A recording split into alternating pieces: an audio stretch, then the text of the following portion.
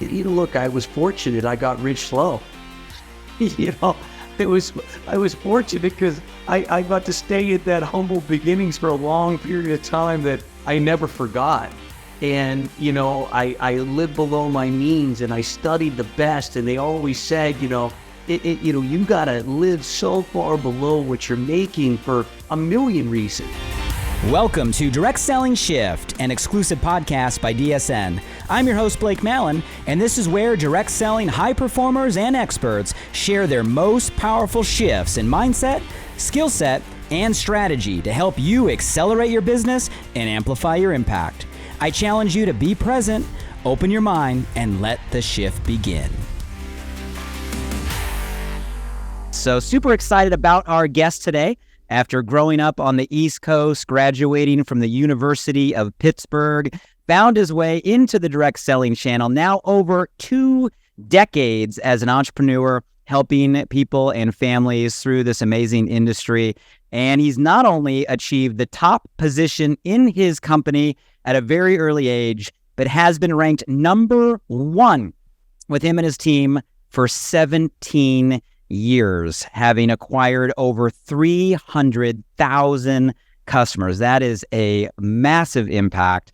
Him, his wife, his 2 boys, beautiful family now currently reside outside Dallas, Texas. He has a love for this industry. He believes it is time and it is here to go to the next level. Please help me welcome Patrick Mazer. Patrick, how you doing, brother?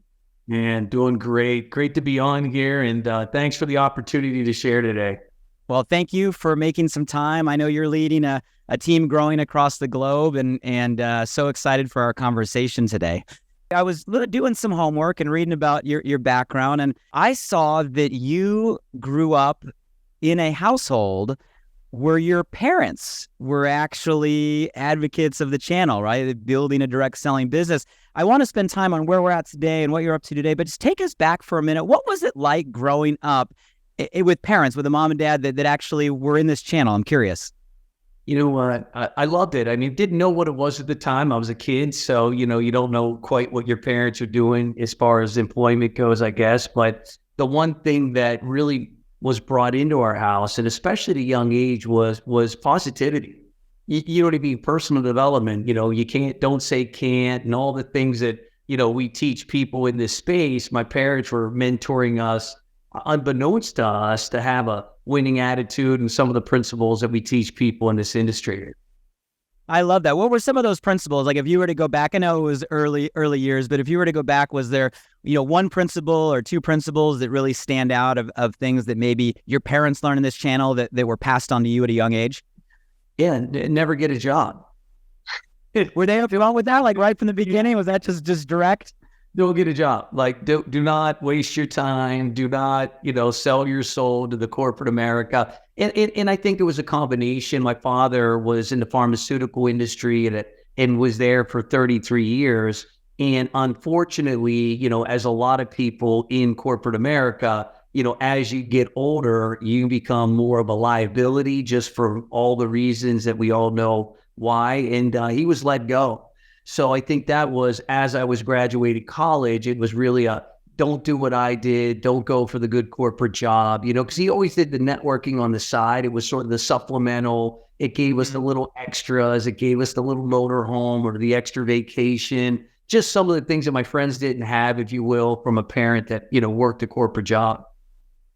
It's fascinating because most of us, we grow up with the opposite, right? We grow up with parents that maybe follow the traditional path. For me, that was definitely the case. So like nowhere did I ever get that advice from my mom or my dad of like be an entrepreneur. So, even as direct as they gave it to you, I mean, I'm sure that put you on a different path. I think you studied business in college then, right? So did you know going through college that like business entrepreneurship, like that was the path you were going to take? Yeah, absolutely. Knew without a question I was going to be self-employed. And look, to my parents' credit, I will tell you, as we all go through the ups and downs, and look, nobody starts at the top, and the last thing to show up in business is money. And you know what I mean? You're sleeping on couches and you're living on practically no money. But to have that, hey, it's okay, and you're not far away from making it, and just keep on the path. And you know what I mean? Just having that especially if it's your parents, you know what I mean? If your parents say something, it's like God saying something. So, it really helped me to get through that first handful of years when, we weren't making money and it wasn't, a great opportunity financially. So that was a big opportunity. That was a big lesson for us also to have, parents that were encouraging, even though we weren't having success. Yeah. So when did you make the leap, right? So you grew up in a household where at least you saw, right, what dad was doing, what your parents were doing. When did you decide to make the leap into direct selling for yourself? So did a couple years, just traditional businesses, merchandising, car wash, things along those lines, mobile car wash, cutting grass, things that were, pretty simple to start, pretty low overhead cost to get into. But because I was exposed to network marketing, I was always fascinating with the residual income opportunity. And, as you hear the conversation, it doesn't really make sense until you work a couple of years in a traditional business where there's no residual income. And so you're sort of looking at the future thinking, well, it's great when you're in the 20s. You can do all kinds of great stuff in the 20s. I'm thinking, when I'm 50, do I really want to be doing the same thing? And, that's when it really came back to looking at network marketing. So how old were you, if you don't mind me asking, when you made the leap, when you first got started? I was 20. I was 28. 28? That is amazing. So 28, you make the jump, you dabbled as an entrepreneur, traditional businesses, but then, ended kind of back in the direct selling channel, which is awesome. And if I understand your story correctly, is it 23 years in the channel? Yeah, the 23 years, same company, same opportunity. Fortunate in that regard to, find one that agreed with me and I agreed with it and we were able to do something great together. Well, I just want to honor you and pause just for there, because that's 23 years, not only in the industry, but you said same company, right? So 23 years, same place, same company. Obviously 23 years is a long period for anybody. The world changes. I'm sure the company you're a part of changes, right? There's a lot of evolution for anybody in any organization over 23 years. So the fact that you've stayed the course and stayed focused and done what you've done for that long, I just want to say it's all too rare today. So that's amazing. On that note, I guess I'm curious, is there any tips you would give to the ability to stay focused in one lane and one thing for that long? And I think that also came back to, building businesses before and understanding your first 5 years. And any business is really just trying to, make it 5 years. You know what I mean? If you talk to somebody that's starting a restaurant or, any business, like what's the goal? Be here 5 years from now. You know what I mean? Because that's the death zone in business is the first 5 years, statistically proven. Most businesses don't make it after 5 years. Number two, and look, this is why I love this industry, Blake, is personal development. I mean, where can you go and get personal development like you can in the network or direct sales industry? That was the part that, kept me alive, if you will. I was eating personal development along the way. I love that. And I love what you just said, right? And I'm sure that's something that's a philosophy for you. I'm sure that's a philosophy you impart on the new members that join your team. But 5 years is normal. In normal business, 5 years, make it 5 years. But especially now more than ever, it feels like it's hard for some people to stay focused for 5 minutes, right? Let alone 5 years and where we're at. So I love that analogy. I'm just curious, through all that time, it couldn't have all been highs. Like 23 years, I couldn't have all been just this perfect upward trajectory forever. So was there ever a time where you were in a moment where you did think about quitting or pausing or going a different direction? I always put myself in a position where I couldn't quit. You know what I'm saying? So I lived in 12 different cities. I moved city to city, so I did some things over the years to put myself in a position where, burn the boats. There's no plan B. There's only plan A. Plan B's refer back to plan A. So, you know what I mean? I just intentionally made sure that I was, always in that place. Now, did I have doubt? Absolutely. And was there worry, comparison? My buddies were getting jobs and buying little houses and, sort of starting their life. And here I am, 29 years old, 31 years old, and I'm still, out there chasing a dream and not having a lot of evidence that dream is anywhere close to reality yet. would you think someone getting started in the channel today, like, is that the type of expectation you think they should create? I mean, is it a, hey, if I'm getting started today, give it 5 years, or I'm getting started today, plan that this is going to be a multi-decade thing? What philosophy or just perspective do you give a brand new person joining the channel today? Look, I look at if you and I want to become a doctor, right? It's 4 years of undergraduate, it's 4 years of medical school, it's 2 years of residency. So, you know what I mean? We would be willing to give up 10 years of our life just for the skill set to be able to go out and practice medicine. Now, not including the, hundreds of thousands of dollars in debt that we would also be in along the way to get that skill set to go out and actually start to now make money. So I sort of give those type of analogies of like, look, if there's a difference between an amateur and a professional, what's beautiful about our industry is you don't have to be all in and, go to the top and, hit the top position. My parents didn't, they were not the $1 million earners, if you will, in the direct sales industry, but it gave them a lot of things that they couldn't have got 9 to 5. So, you know what I mean? I just think for anybody, when you get started, it's sort of, what do you want this to be? And then let's set a plan accordingly. No different in sports. If you want to get paid to play professionally, well, then we're going to train you one way. If you just want to have some fun and exercise and hang out with your buddies and go through school and, dabble in sports, well, great. There's a whole nother opportunity for people like that as well. I'm curious because obviously you're driven, right? I mean, you built the number one team in your company, which is a large company, and it's one thing to hit number one once. It's another thing to hit number one and stay at number one over the duration that you have, right? So, I mean, you're an achiever, you're a performer, you're a leader, you're driven. I'm just curious, as you look through your 23 years from when you first got started to where you're at today, has your motivation or personal desire always come from the same place? Has it always been focused on the same thing?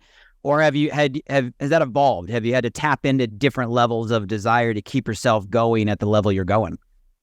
Well, Blake, you're a great interviewer. I'll tell you that. You come up with some great questions, and look, it did change. You know what I mean? At first, is get out of debt and run as hard as you can, and you're here to get some of the stuff that we know this industry can give you. But then once you achieve that, then it becomes a little more introspection and more about, okay, I see myself in other people.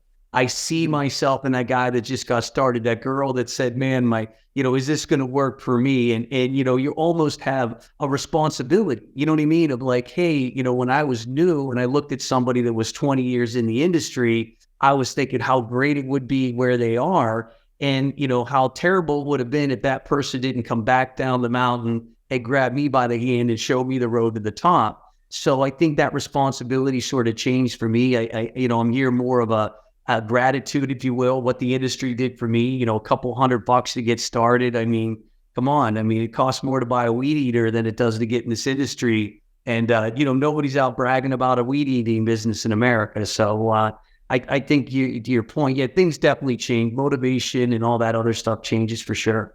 And I find that's pretty consistent amongst leaders, right? As it starts with a desire, maybe that's focused around self, which is okay, right? The get out of debt or money or things or objects or the chip on the shoulder, and all of that is good and can work. And at some point, it kind of transitions to what you're describing, right? It's about the team, the people, the community. I love the analogy you said of just someone did it for you, right? So you got to turn around and give someone the hand. And I think you have two young boys now, yeah?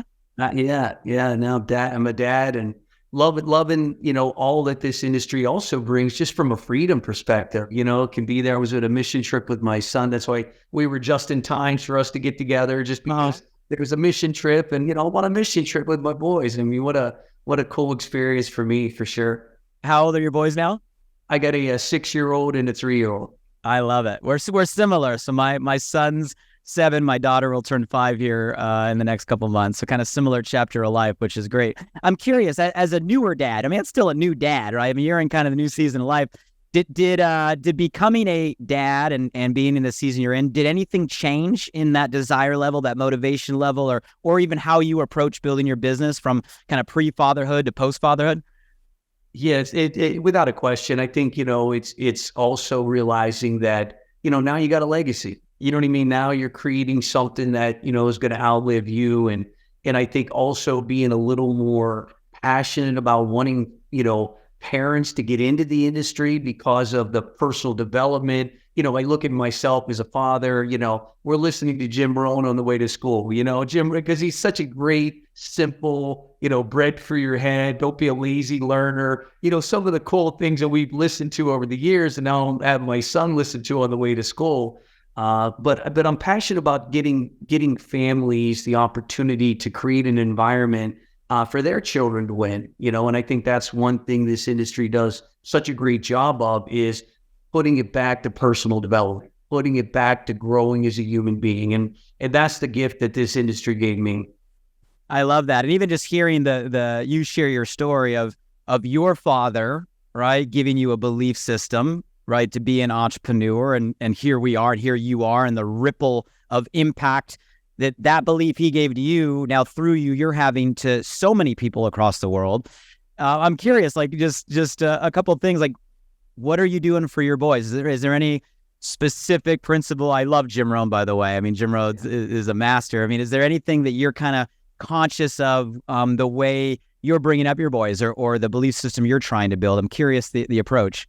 It's great because you have sort of a relaxed intensity. You know what I mean? I don't have that nervousness that maybe I had when I started, and all the uncertainty. I'm more of a relaxed person. I sort of see how things fall together, and, being a little more patient, if you will. And what I'm seeing also is finding what they like, and, having the resources to give them the opportunity to go into something because that's where their interest lies, where maybe, without this industry, number one, it might not even be aware of that, creating an environment for them to win at whatever that is they choose. But also, giving them that, that mental toughness, if you will, this industry has to bring. Like, hey, look, everybody's, you got to get up when you fall down, and you got to continue to move forward. And, it's not going to be as fun as it was when you first started, but the fun comes when you master something, as we put our children into things, and it's like, it's not fun anymore. Just give it a little more time, because you get better at it. And as you get better at it, it becomes fun again. It was fun because it was new, then you're bad and it's not fun anymore. But when you become better at it, it becomes fun again. I love it. It's just great nuggets for all of us, whether you're someone that's just getting started in the industry right now, or you're someone going through the seasons and the shifts of desire, or you are a parent today. I mean, all of it really does change perspective, and it can create that type of wisdom to pass through. And you see, we have Patrick here that's done it through all the levels and all the seasons. And, Patrick, one thing I know, 23 years, right? One company, different seasons of life, different seasons of the economy, different seasons of a company, different seasons of a channel. I know you have a tremendous perspective, right? And you've been able to play at the highest level through all those shifts and seasons. And, kind of one of the main themes of why DSN is launching this podcast, which is a big step for DSN. Now cultivating, right, the distributor communities around the world, bringing the professionalism into the distributor communities, is because we are in a time of shift, right? We're in a time of change. We're in a time of velocity. And it does feel different than maybe what we've experienced in the past, what's happening in the world, what's happening in our channel, and how we're like adapting and thriving as leaders today to continue to make the impact we're making. So I'm just curious, like if you were to look at today, the season we're in right now, what are some of the shifts that maybe are a little different today that you're seeing as a leader in the field, in your community, that maybe are a little different than what you were seeing or feeling 2 years ago, let alone 5 or 10 years ago? What would some of those shifts be? Well, first of which, just Zoom. You know what I mean? Like, let's just introduce that idea. I mean, I was living room legend. I was, living room to living room, city to city, airplane to airplane, hotel to hotel. And I knew, when I would introduce people to this, and if they go, hey, I want to be where you are, that's a lot of commitment. I mean, that is, missing things, and family reunions and weddings and birthday parties, and all of those are off the table. If you're truly out there, no different if I played in the NFL, guess what? New city, got a game this week, travel day before. So now that we have it online, that people can actually live in Montana and build a big business in Dallas, Texas, has been such a gift. And I know that, nobody will experience what you have, in your 20 plus years, or what I have, kitchen tables and, all kinds of coffee shops around the United States. And so I see this hybrid. I see this online. I like to look at Zoom sort of like Bumble. You're paging through until you find someone you like, and you're like, I like you. Let's get together. Let's do something big. And just the velocity that you can go through people to find that person with their hand in the air that you're really looking for. You just didn't know they lived in Arkansas. I love that. Yeah, living room legend. You are a living room legend. And now to Zoom legend, like Bumble. It's fun. So go deeper on that one, right? So we're using technology today to reach people we maybe would not have reached in the past at a pace maybe we never could have reached them before. How are you deepening the connection when you find that swipe left or swipe right? It's been a while since I've been on a dating app. So when you find the person that hey, this person has it, like, what are you doing to deepen that connection in a virtual world? Look, I rely on the live events. Now, we used to do these probably like anybody in the industry. These were weekly meetings, Saturday trainings, and we would get together and do maybe multiple of those on a weekly basis, depending on the part of the country. So now we shifted out of that into every 60 days, having a big event. And what's so great about the big events is, one, a lot of the rudimentary information we can get out of the way on Zoom.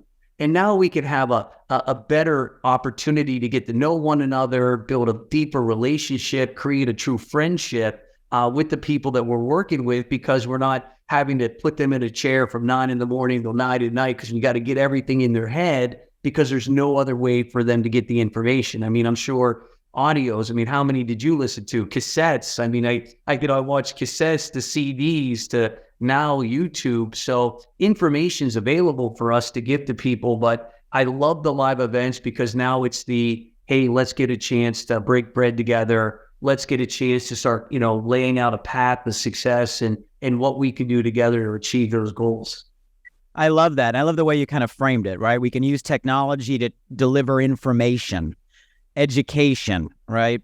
Probably more effectively and efficiently than ever before, Sure. Which creates space to maybe approach when we do get together to do something a little different or get a little different outcome. So go even deeper there. What type of live events? Like, are you doing things at kind of a social local level? Are you doing things at kind of a regional formal level? Are you waiting for the big national level? What are you doing there that's maybe different to deepen connection? How has that environment shifted to kind of, again, create the community that you're looking for? So a couple of things. One, we're doing more of those smaller events building up to a big event. You know what I mean? And in those smaller events, it's the luncheons, it's the breakfast of champions. It's the opportunity for us to get together, spend some time, get to know each other, and as mentioned, not be so conscious of, we've got to do a whole day of training. Look, we can do a half day of training and spend the other half recreational and just having fun and getting to know each other and really bonding up with your team. And I love that part. Like, to me, this is the most special time to be in network marketing, because all the negatives are gone. What's the negative? Hey, he doesn't want to hear what I have to say. Good, click off the Zoom. Like, you know what I mean? Done. You didn't drive 6 hours for a bad meeting and then drive 6 hours home thinking about the bad meeting you just had. I mean, this is the Renaissance age of network marketing or direct sales. I mean, I see this as clear just because of the perspective of where we came from and what we're seeing now. And look, prior to the pandemic, could you imagine home-based business is the number one trending thing on Google when a pandemic hits? And the whole world said, I want to work from home. And then they experienced working from home, and then they came in and kicked them out of the living room and said, get back to the office. So it's almost like we had to walk to school every day, and one person picked us up and took us in a car and let us enjoy that for 2 years. Then they said, okay, you're back to walking. Well, no, I don't want to walk anymore. I want to go back to that car. That was a really good experience. You just gave me so many flashbacks on so many drives for so many hours for so many horrible meetings. But it's the truth, right? Now we can filter, faster than ever. It is better than ever, and get to the individuals that really have the desire to move right in the direction that we're moving. I love what you just said. I think any listener at any level can get value from that of, okay, how do we use technology to deliver the information, to sort is essentially what you're saying. And then how do we create environments, whether it be the local lunch, right, the local social, to deepen connection. And it can be experiential. It can be social. It doesn't have to be, like you said, what it used to be back in the day of like all the training and information. So I love the way you kind of frame that. And, I guess maybe one more step in that direction, Patrick, like maybe someone that's listening doesn't have a company that is doing this right now. Like maybe, some companies that they have live events happening, right, that you can plug into. Some maybe are coming off, especially pandemic in this virtual world, so that the corporation isn't necessarily organizing these yet. So what would you say to the distributor out there that is listening to you, wants to create connection at some level, maybe doesn't have a full event calendar to fill? What could they do to start moving in that direction to create those relationships? What advice would you give? Look, and I'm sure we used to do barbecues, right? Before we had any money. Well, what did we say? Hey, Saturday night, bring your family. We're all going to the park, bringing some charcoal. We're putting some hot dogs on the grill. We're going to hang out and get to know each other. So, I think there's a lot of things people can do without spending a lot of money, if you will, or spending nominal amounts of money, but creating the environment for people to get around you. Because as a networker, you got to realize that you are such a force of positivity. You know what I mean? Like, you don't understand. You're disrupting people with your attitude, right? You're a beam of light. Hey, it doesn't matter how bad things are. We're not going to stay here for long. We're going somewhere else. And I think you could do that on every level, even to rent an Airbnb, somewhere and tell everybody, come on in and let's go spend a couple days together, or 2 days or 1 day, just getting together. There's so much value. And I think people are yearning for that after 2 years of sitting in the house, like no more Netflix, no more. So, let's go meet, let's go get together. Let's go, spend some time together. Patrick, I think you're spot on. And I know some people will listen to this and be like, oh, that just sounds too simple. Like, hey, let's get together for a barbecue or a social. But guys, community is what the whole world has been deprived of the last couple of years. Therefore, community, connection, relationship is higher value today than ever. And it's been weird. It's almost like people have forgotten how to reconnect. So I love the advice. If you get the barbecue, get the social, and be positivity. You said positivity is a disruption. Like, be positive. The world needs it right now. Let's talk about recruiting, and if there's one thing I know about what you've done, right, consistently for 23 years, what your team has done, is that has been a focus, right? That has been something you've excelled at, is building a team behind the movement and mission you guys are passionate about. What shifts have you seen today when it comes to just recruiting, creating attraction, having the conversations that maybe are a little different than what you've seen in the past? It's just easier, you know what I mean? Because there's so many more channels to get people. Look, I'm sure you probably can relate. I remember going to the supermarket and taking every single, card off the bulletin board, or right, going to the restaurant and putting your hand right in the fish bowl and calling every single business card, because that's our job. Our job is to start a conversation. That's our entire job. And now that you can do it with, social media, and hey, I see we're following the same person. Let's jump on a Zoom. Do you have a calendar? I'm on LinkedIn, and Blake, I'm sure your listeners can acknowledge, I get 1,000 people, I think, a year that are reaching out to me about whatever. And the only thing I say is, do you have an online calendar? That's it. And everybody has an online calendar, so I can set my day according to when I want to sit in front of that person. And you reached out to me, and I let them talk for a couple minutes, and great, sounds like you probably got something special. Can I show you what I do for work? And next thing you know, I'm asking them if they're ready to get started. You know what I mean? Like, it's never been easier. It's so easy to get a hold of people right now.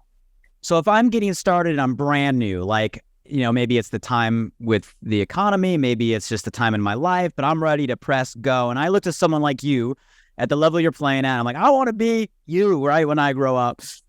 What advice do you give to someone like me when it comes to the recruiting conversation, the attraction conversation? Where do I start? What do I do? What's the kind of best tips you would give? Look, we spent a lifetime making connections. You know what I'm saying? Whether it be from family to neighbors to associates at church to, to people we went to school with. And they're so accessible now because of all the ways that we can get back in front of people. Look, prior to the internet, when you and I were out there, remember, we were here before the internet, right? So could I tell you where all my graduating class was? Absolutely not. I probably couldn't tell you where more than 10 of them were, just because light, obviously changes the way that, we're able to stay in touch with people. Today, that's gone. You know what I mean? I went to my Facebook group with my class of like 96, like, hey, what's everybody up to? So if I'm starting over new, I would say the first thing I'd want to do is I would want the people the closest to me to hear about it first. And the reason for that is because they care more about you. And I had a gentleman tell me one time, he got into real estate, and he said his mentor told him, make a list of everybody that would come to your funeral. Now, if they would come to your funeral, take a day off work, whatever the travel will be, they're going to at least give you a referral. Right? Meaning maybe not join your business, maybe not even support your service or product, which is okay. That's just the reality of business and life. But they probably would, give you somebody if positioned the right way. Hey, it's not for me, but funny enough, my brother-in-law was saying something yesterday about looking for some extra income. So I would go to my hot market first, and that's people that would probably go to your funeral, and then, naturally start moving into that warmer market of people that maybe you have a relationship with, but they probably didn't come to your Thanksgiving. So that would be my first start. And I would just talk about an expert. The one beautiful part about our industry is you can earn while you learn. And what I mean by that is if I have a Blake as my leader, my job is just to put people in front of you and be okay with being new. And I think people genuinely like when you say, I don't have all the details and let's learn together. And I'm looking at this now and I'd love to learn more about it. Why don't you come look at it with me and let's look at it together? Because wouldn't you say that to your friend anyway, if you're going to buy an apartment building or buy a house, you'd say, well, let's go look at it together, right? Let's go check it out together. So that would be my advice. And I think it's so easy today because of Zoom that they don't have to live in your zip code, where that was the case when we started. I love that. So we're utilizing technology today just to reconnect with people that we have had or still have some sort of connection with. And again, it sounds simple, but I know so many people, the first thing they're like, well, what do I go post so I can attract people I don't know? Where if you're really passionate about what you're promoting or talking about, like if you really believe in it, you're going to go to the people you care about with most, and you can use technology to reach and expand that circle. So I love that. What about, from a fear standpoint, Patrick, like, not everybody has like the confidence, the certainty. Maybe they believe in what they're talking about, but there's something for some reason that's holding them back, a fear that's holding them back. What are the biggest fears that you see people face that we have to overcome to have success in this style of business? Look, I sadly, a lot of people that have a lot of success in this industry have their back against the wall. And, I read somewhere the other day was talking about depression, and he was like, yeah, that's a first world issue. Like if you're in a third world country, you're not allowed to be depressed because you got to go find clean water and, get food for your family. So not, I don't feel well, or, what are people going to think? That's a first world situation, not a third world situation. So, a lot of people, as over the years who've had a lot of success in this industry, unfortunately had their back against the wall, and it was either make it happen or, go into receivership or, foreclosure or whatever the situation may be. So I would say just, you got to read, you got to listen to personal development. You got to really spend time for you to understand that everybody starts that place. Abraham Lincoln started, Booker T. Washington. Everybody started at the same place of not feeling enough, not feeling that they were the one, not feeling that they could make a big difference, but they stayed in the conversation of personal development. Well, let's go deeper there, because you've mentioned that word a couple of times. You said that was huge for you, right? It's what attracted you and kept you in the game. That's the thing you got from your dad. That's the thing you're passing on to your kids, right? That's the thing now you're saying that keeps us in the game to get over the fears we have. Let's just go deeper on personal growth and development. Like what was your protocol, your personal program, your personal routine when you were first getting started? What does that look like today? Like if I'm just getting introduced to the whole concept of growing myself, where would you point me? Look, I personally love Think and Grow Rich. It's a book that, I have 100 copies at all times for people that I, bump into, or, hey, listen, you got a little glimmer in your eye. Good. Let's go study some other people that started probably more negative than you did and went on to become the success stories that we still know of today, the Henry Fords and, the JP Morgans and all the other names out there. So I think, for me, it's really showing people that leaders are readers and that you got to read. And I went through college without reading and, graduated without I didn't read a book until network marketing came into my life, until my mentor was like, hey, you go to sleep when you can't turn another page, like your car's a, mobile university, and here's a stack of things you can listen to. And this podcast is one of them. The fact that you guys as an industry have a podcast that somebody could hear all these top people share their information for free. Normally, as you and I know, remember growing up, coming in the industry, people used to charge big money to get into a room with somebody who made a bunch of money in this industry to sit at their feet and take some notes. Now they're giving it away for free. You don't even need to pay for the information. So it's just a different world. But like anything, you've got to remember it's a skill set. You're learning a skill set on how to communicate and how to connect and how to show people, not how much you know, but how much you care. You know what I mean? It's the hard business. Outside of Think and Grow Rich, what would be 2 other books you'd recommend someone who wants to make it in this channel big has to read? Look, How to Win Friends and Influence People. I mean, I would say read that twice, right? Because chapter 1 is never argue, and everybody needs to read that one twice. Like, don't argue about anything, even if they're 100% wrong. Don't argue. So, if you look at the power of positive thinking, Norman Vincent Peale, these are books that people reference that went on to write other books, but they reference those books. They are the books that were foundational when it came to personal development. I still listen to Earl Nightingale. I mean, he's still his voice. He's still a great orator. He has great information. It's timeless. I mean, there's so many great people. What I loved about the industry is the Jim Rohn, people quote him every day that are traditional business owners, not knowing that he was an Herbalife rep. Yep. And then all those talks are him in front of an Herbalife audience, sharing personal development to an Herbalife company. And it's just amazing. And, people quote him now that have no idea that that's how he became so great, is by being in this industry for decades. I love it. I love the, just the surgence right now of short form content. And, I'm like you, I'm a fan of still, I'm not going to call them the oldies. It's the goodies, the classics, the icons. I mean, all the ones that you're mentioning. And I do agree that needs to be on everybody's required reading list for this channel, for your life.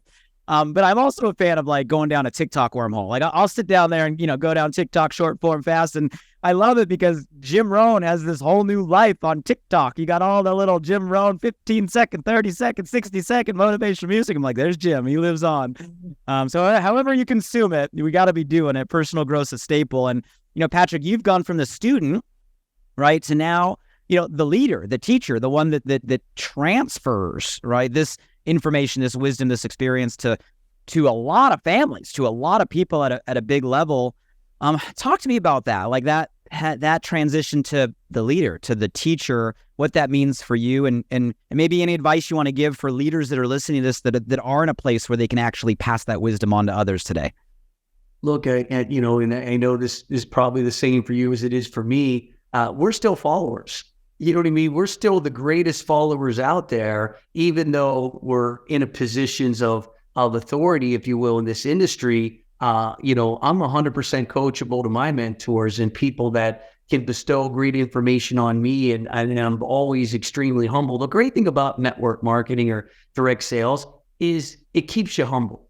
Because it doesn't matter how much success you have, you're still going to get the no. You're still going to get the person that's going to tell you all the why it's not going to work and all the things that all of us have to experience. So there's always humility to this industry, because the greatest of all was the greatest server of all. And that every single leader that made it to the top and stayed at the top were always the most humble, the most approachable, the person that was willing to go out there and do whatever it took. And that's the part I really love most is although you have all these great accolades that come along with your title and success, you also have to put that in your back pocket when you go to the marketplace. How do you do that? Because I agree, right? Humility, I mean, it's a staple. The higher you climb, the more humble you need to be, but easier said than done. I know you and I could probably both have endless lists of people that we know that made it to the top that couldn't stay grounded and in an ultimately remove them from the top. And it's easier said than done. Any advice that you have on what you've been able to do to try to keep the feet on the ground, try to keep humility high, try to keep that ego in check while you're on major stages, living, the lifestyle, achieving the dreams that people want? Like, how do you balance that? Look, I was fortunate. I got rich slow. I was fortunate because I got to stay at that humble beginnings for a long period of time that I never forgot. And, I lived below my means and I studied the best. And they always said, you got to live so far below what you're making for a million reasons, and the nice stuff doesn't get you more people in your business. I recruited as many people in a 1983 Escort GT than I do with one of the nicest cars that, you can buy in America. And again, I recruit the same amount of people. So as much as you would think, oh, that's going to make a difference, it just makes you feel good. That's all it does. It makes you feel good when you leave and you get in your beautiful vehicle. But outside of that, it's nothing to do with us. It's always has to do with who you're talking to. I love that. I was fortunate or blessed enough to get rich slow. That might be one of my favorite lines, because we all want the opposite, right? We all, it doesn't matter what you say. We all want the opposite. But we don't realize it's actually a blessing to go through the work. It's a blessing to take the journey. It's a blessing as you learn along the way. You don't make the mistakes when you get there. And I've never heard someone say, hey, this stuff doesn't get you more people in your business, makes you feel better, but doesn't get you more people in your business. That is an ultimate truth. Amazing wisdom and insight. What I'm hearing through all your answers, Patrick, yes, we go through disruptions. Yes, we go through change. Yes, we go through shift. Technology, we got to adapt, right? How we recruit, how we utilize the tools, what it means when we get together. Like, that's all real. Like, we gotta adapt, we got to reinvent, we got to make those shifts to stay relevant. But I'm also hearing in your answers like the foundations, right? Personal growth and development, community. And I guess an overarching is just people. So like, talk to me about that. Like, how do you keep the main thing where at the end of the day, it's about the people. It's about, it's about the relationships. It's about the heart. What's your perspective on that? Look, I agree. Some people come in that have already paid a price somewhere else and, they have success. We all want that to happen for all of us in our organization, having a superstar come in.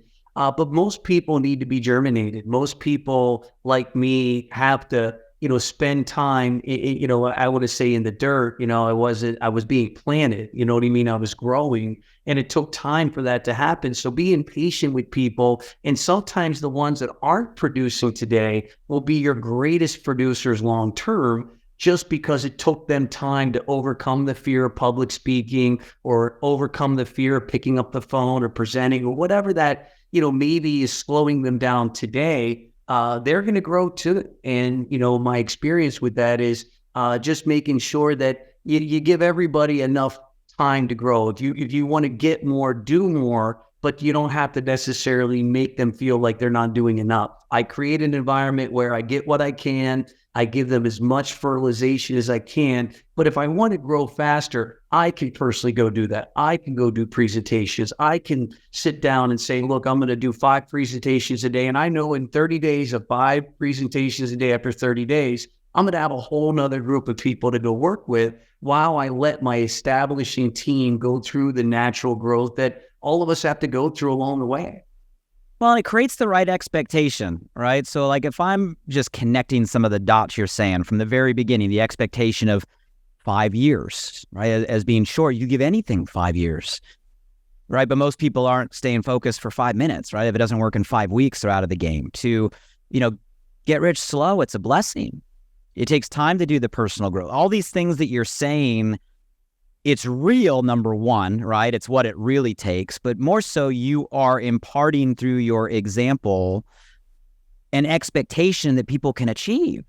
Where this industry, at least the last, I don't know how many years, it's almost given a wrong expectation. Like we give the expectation because of Instagram and what we're showing on our stories and the lifestyle and what's possible, which is all possible. It's all great, but it creates that wrong expectation. And then when people don't achieve it next week or next minute, they feel like they're failures. Would you say that is a key to 17 years as number one rather than number one for a minute? Like, is that one of the big keys? Just like real expectation. Kind of give us some perspective there, because that's what I'm hearing in all your answers.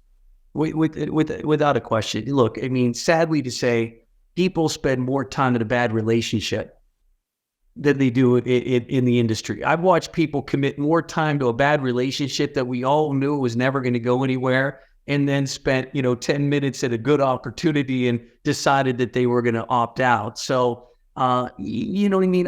My experience with that is just knowing that there's good people out there. They're looking for what we have. I meet people every day that know nothing about this industry. I like business owners personally because this is business owners' fantasy land. We like, this is a fantasy for business owners. So as I meet business owners and they see all of the upside of the industry, there's no downside. The downside is owning a restaurant and a pandemic shut you down.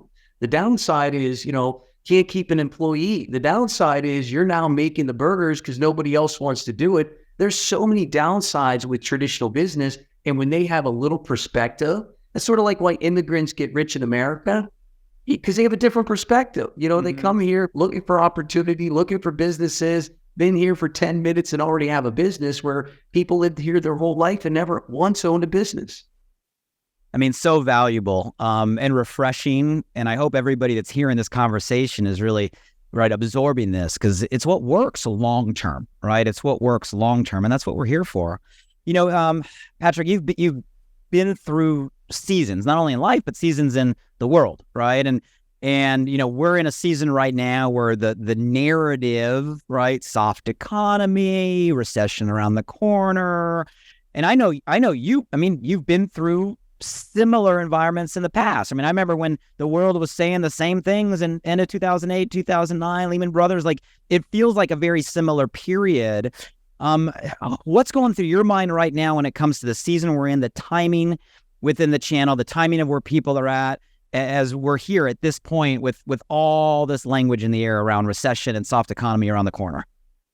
Look, in our industry, we explode during bad economies because you got to find somebody interested in looking at other ways of making money, or interested to, diversify their income, or learn a new skill set, or create a secondary stream of income. And unfortunately, people don't look for those until they have to.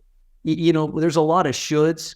I should work out. I should get a secondary business. I should learn a new skill set. It's not until the must comes in. Hey, my wife just got downsized. Hey, my husband, there's a third round of layoffs happening. Hey, AI's coming. All of these uncertainties that now people are experiencing allow for this industry to grow, because you're going to get more yeses based on the timing that you're involved. I mean, it's easy to make money selling umbrellas in a rainstorm.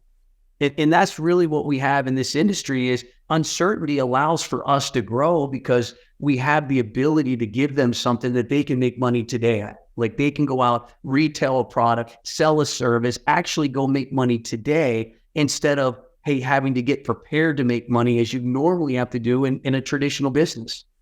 So true. And I know you told me kind of offline when we were just chatting, I think one of your fastest growth seasons was through the last recession. Did I hear that right?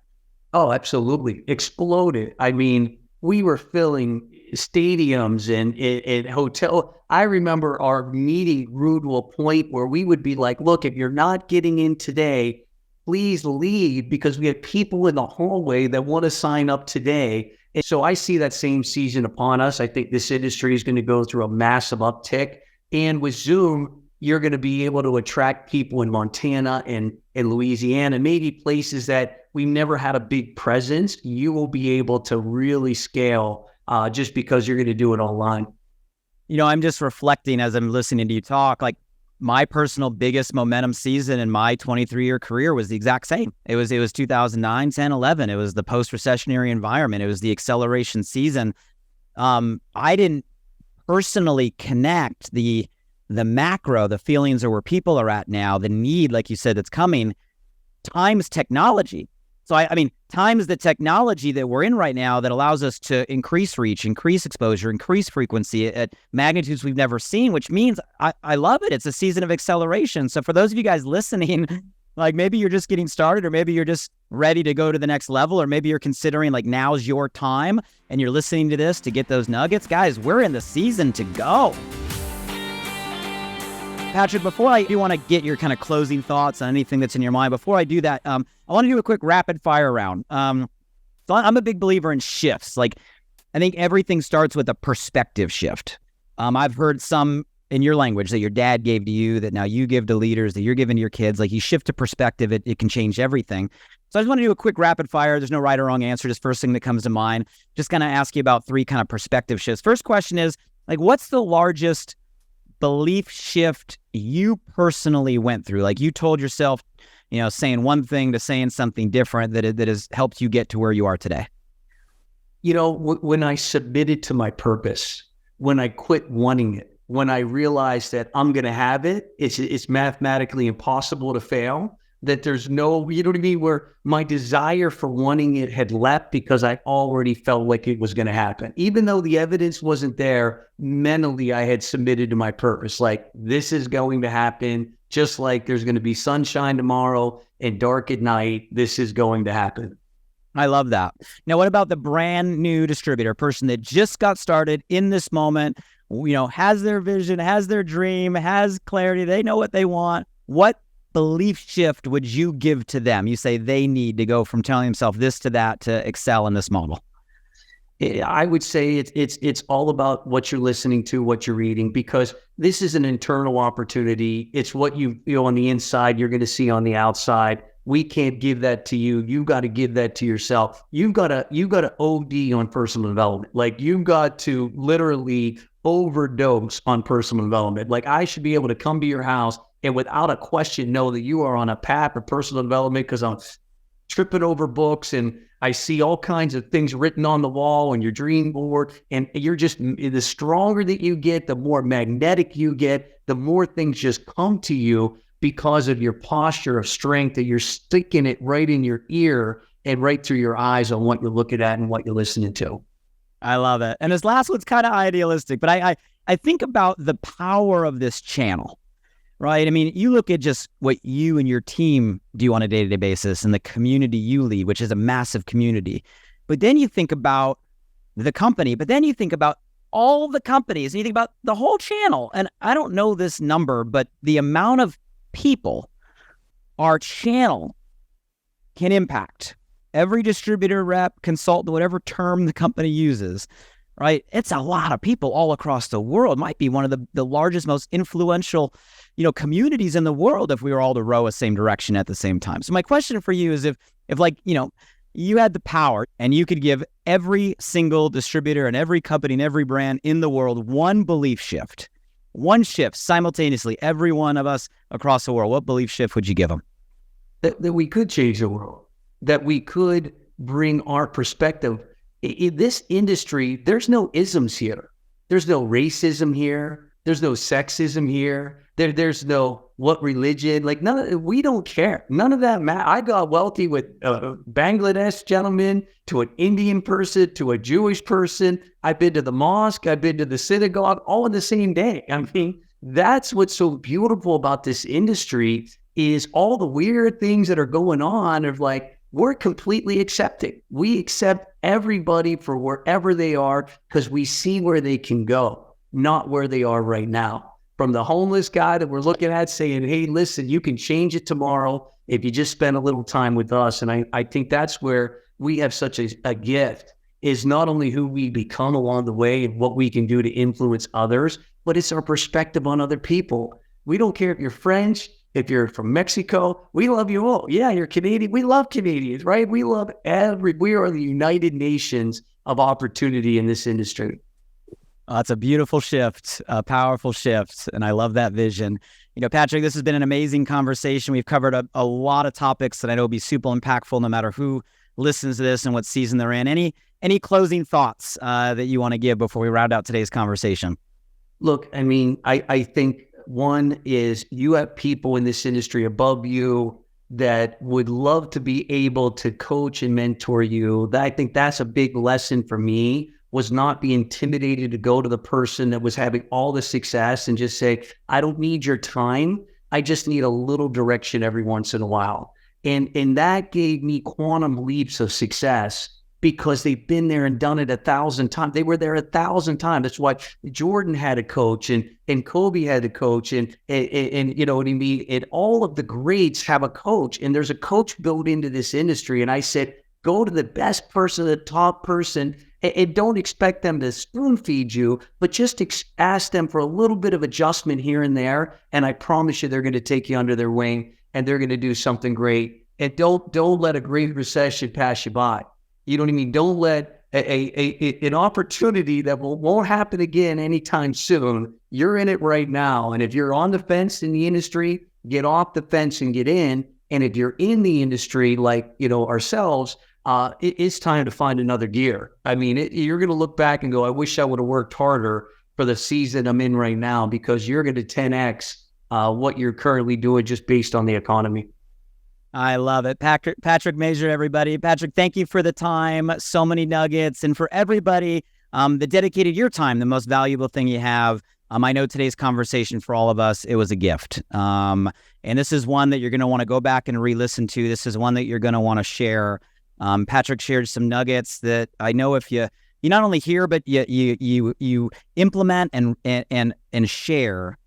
This is the key to long-term, right? Long-term sustainable success from someone that's done it at the highest level for 17 straight years. So thank you guys for the time. This is a gift that you can now share. If you got value from this, the only reason we're doing this today is to make an impact. And the only way we know we did our role is you let us know. So make sure you come drop by the podcast, leave a review, right? Leave a rating. That helps get this conversation in front of even more people to make a bigger impact. And obviously share this conversation with others, because you never know who's going to be that next individual that one of the things that Patrick shared resonates. That was the shift. That was the aha that allows them to rise during this time. So Patrick, appreciate you, brother. Thanks for everything you do for this channel, everything you do for families, and thank you for the time today. Hey, thank you so much. It's been an honor to be here and serve this community, and excited about the future here together. Awesome. Thank you, everybody.